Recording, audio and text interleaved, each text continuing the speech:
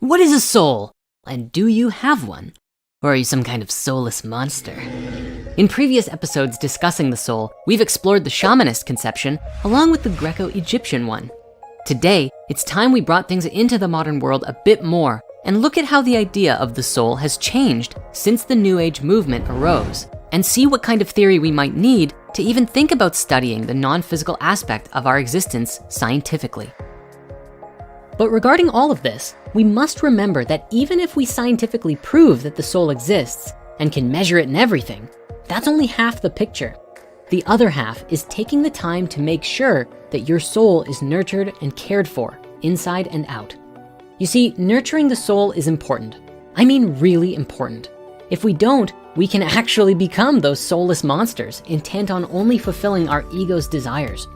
There's seriously so much of that in the world today, and a wave of that kind of craziness is about to hit us because we are approaching the holiday season.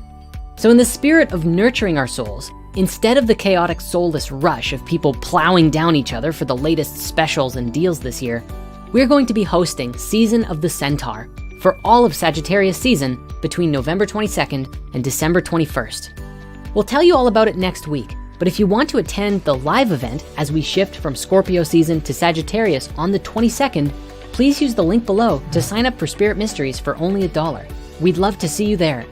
We're in for an absolutely magical holiday season, as long as we know how to prepare with the fullness of our heart.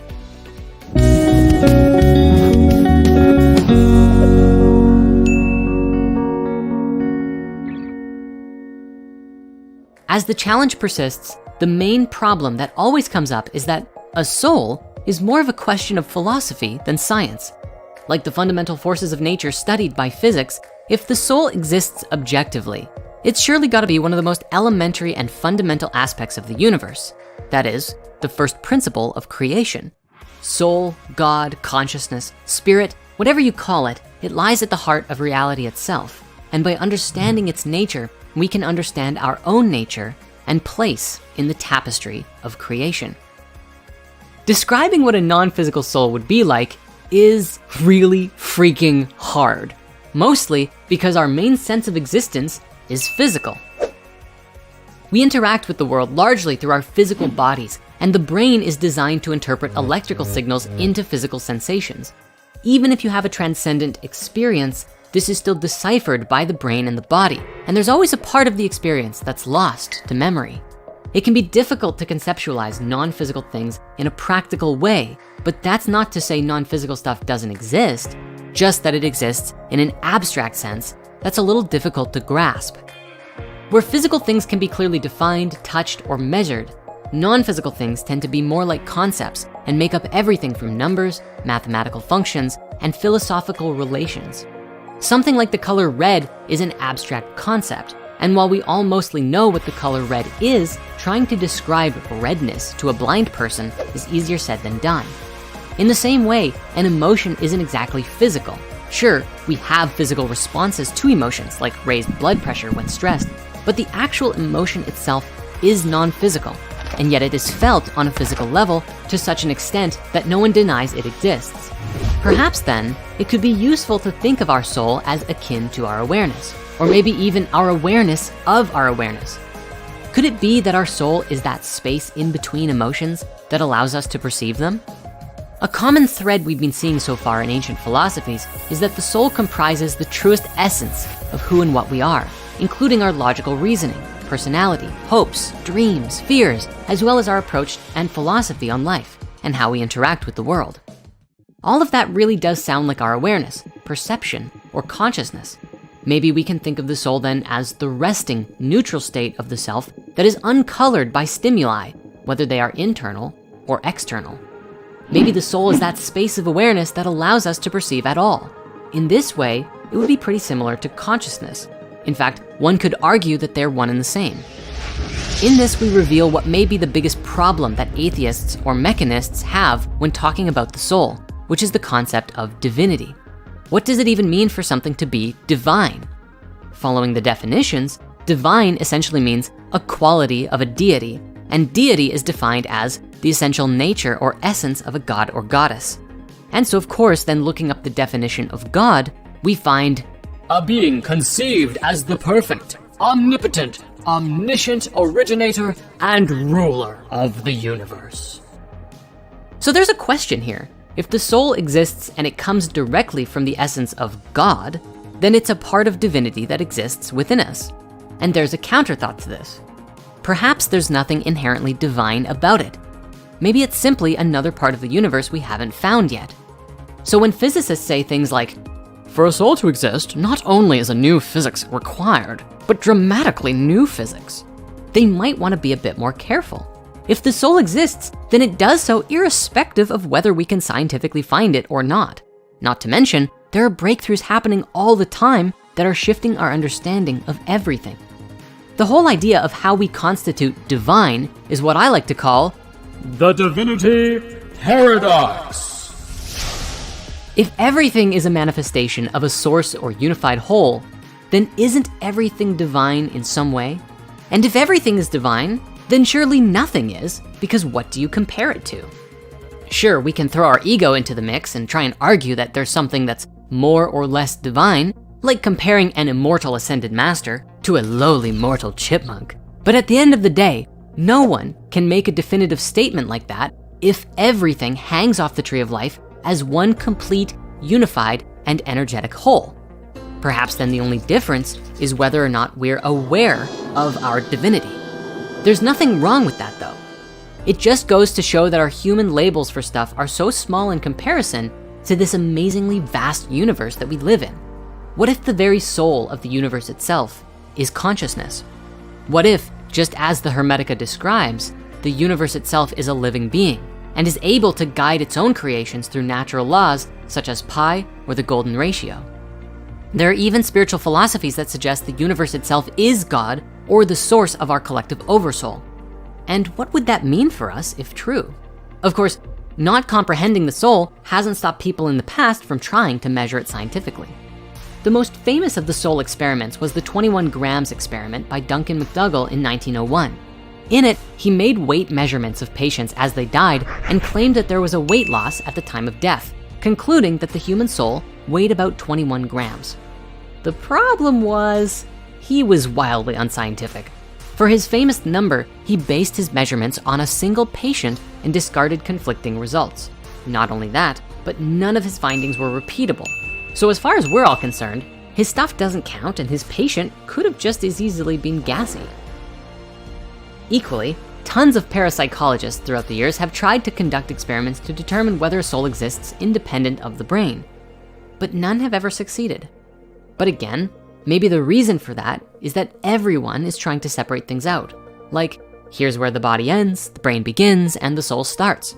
But much like the universe itself being interconnected and intricate, I think we should be taking a more holistic viewpoint and looking at what it is that unifies all of these experiences together. After all, if we look to the Emerald Tablet with that whole as above, so below shtick, if the universe is unified on a foundational level, we gotta be as well. We can't hope to comprehend the nature of the soul if we try to divide it into manageable parts, because the soul only exists in unity. The idea of a unified whole is at the center of most New Age religious movements. While beings such as angels or ascended masters are generally thought to exist, the main principled divinity is largely holistic. It's never really defined and differs depending on who you talk to. But this concept of a universal soul or ocean of oneness is, well, almost universal.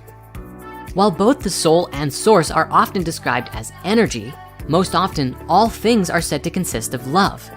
This can kind of get confusing as it isn't just the concept of love, but just like the word energy, sometimes love takes on the role of a noun and is thought to be an active binding force in the universe that is just as vital as the other fundamental forces.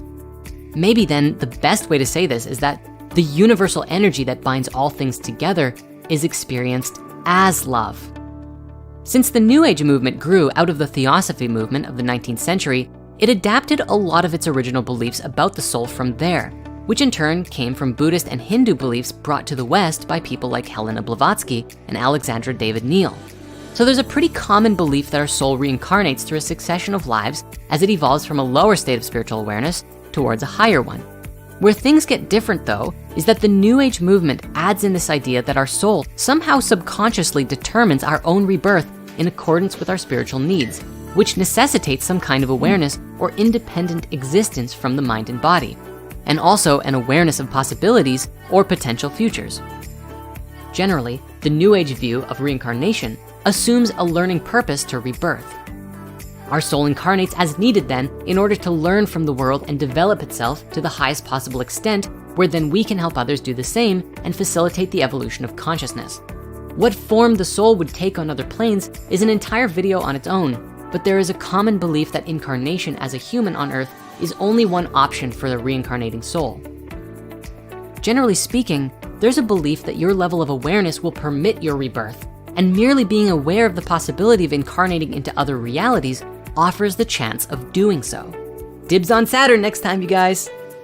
Our challenge is that because of Hollywood and popular media, when most people think about what their soul looks like, they immediately default to that faded astral body like out of Doctor Strange. That is, a condensed body that looks, talks, and I guess floats, maybe? Either way, it moves around like you or I do in normal day-to-day life. When you actually examine the concept of an astral body though, this kind of falls apart. I'm not gonna try and explain what a soul is made of, because even we don't know. It could be light, prana, chi, or something else entirely. But if it exists in some other aspect or level of the physical world, it is arguably as much a part of the world around it as it is independent. In other words, if it exists as a form or field of energy or idealistic material, it doesn't have a defined shape or position of awareness. Why would you need eyes that can only look in one direction when you are a being of pure energy connected to your environment that can perceive all 360 degrees simultaneously? Do you see what I'm saying? Like, why do you need ears if everything around you is already vibrating and you're a part of that field? Here's the real kicker. The concept of an astral body could be holding you back because it's confining your awareness to one location. If the soul exists, it's a part of the universe around you, so you just need to become aware of it and direct it. Think of it like an electrical current in a swimming pool. If you dropped a live wire into a pool of water, the entire thing would become electrically charged. The electricity plugs into the wider hole and becomes a part of the whole pool rather than being confined to one location. And it might be the same idea with the soul. Once our awareness exists independent of our body, it loses that sense of a definite position and merges with the wider universal pool around it. This raises a big question. Is there a point where our soul isn't us and is just a part of the universe instead? And what if we're already both? If we were to follow some of the other traditions we've talked about, maybe the core part of our soul, the metaphorical heart, is simply some aspect of the universe that has been ejected from the whole temporarily. Then some of the other parts, like Aristotle's plants and animal souls, are acquired upon incarnation and add different levels of personality. The core parts and subparts of the soul then all work together to make up who we are. New Agers tend not to talk about the concept of salvation that much, mostly because it's more of a Jewish or Christian thing. Yet ironically, in stressing self-development and spiritual advancement, New Age practitioners do actually accept a form of salvation predicated on the evolution of the individual soul in the current and future lives. Though this evolution may take many lifetimes, New Age philosophy looks at it as the ultimate goal of human existence. When it comes down to it, asking what makes a soul is like asking what makes red red. Until we get a better understanding and vocabulary about awareness and consciousness, we won't be able to define it as fully as we'd like. Perhaps though, by studying the nature of awareness and seeing how and why it arises, we will also unknowingly be studying the evolution of the soul. Maybe in the end, it really is just a matter of people using different words for the same experience.